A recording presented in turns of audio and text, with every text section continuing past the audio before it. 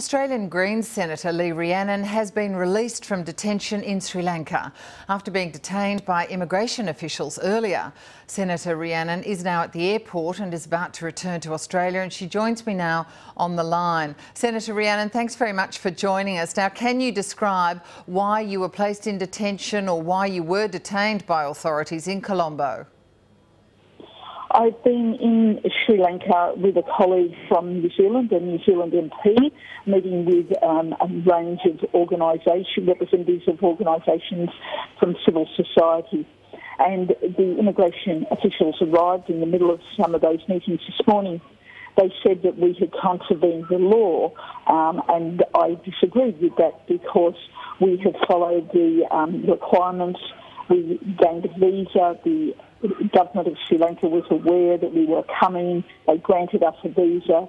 The Australian government actually added further information about our trip in a letter to the Sri Lankan government. So it was very disappointing that we were detained for more than 3 hours and our passports were confiscated.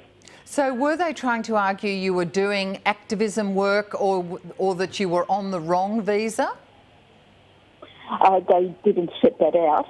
We were actually speaking with a lawyer at the point when we were interrupted and our meetings had to stop.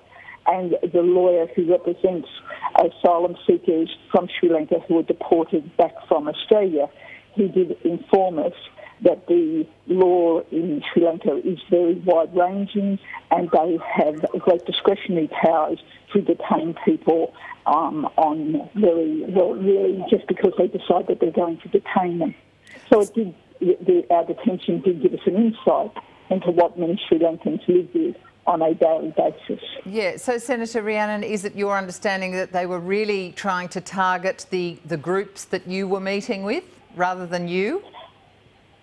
It's hard to make that assessment, but that certainly was the outcome because what I found very disturbing, particularly I've just been released in the last hour, when I reflect back on what happened to us, at the point when we were meeting with the organisations and the meeting to disrupt it, I saw amongst those Sri Lankans who we were with real fear and concern about their well-being, the well-being of their children, and uncertainty and an insecurity that gave me a real insight that the problems in this country for the freedom and the respect of the rule of law continue. Yeah. So do you feel they gave you an explanation as to then why they released you, and have they actually deported you? No, I haven't been deported, and I was due to catch a plane at 2:45 Sri Lankan time, and I'm hoping I will still be able to do that. And the immigration officials actually changed what they said we had to do. They were demanding that we provide the two MPs, myself and the New Zealand MP, provide them with a statement, and they wanted to put us in separate rooms. And it was at that point I was not happy about being forced to do that, and the two, myself and the other MP, we decided we would stay together, and I rang the Australian High Commission. At the end of the whole process, they then said they reversed their demand for a statement. They gave us back our passports and they said we were free to go. So I'm not sure what happened behind the scenes, but again I emphasise I did find it concerning in terms of the insight of how much of Sri Lankan life works, and I think there's also a message there for Prime Minister Tony Abbott that the Commonwealth meeting being held here in no way should reward the Rajapaksa regime by allowing them to become the chair of this important international body for the next 2 years.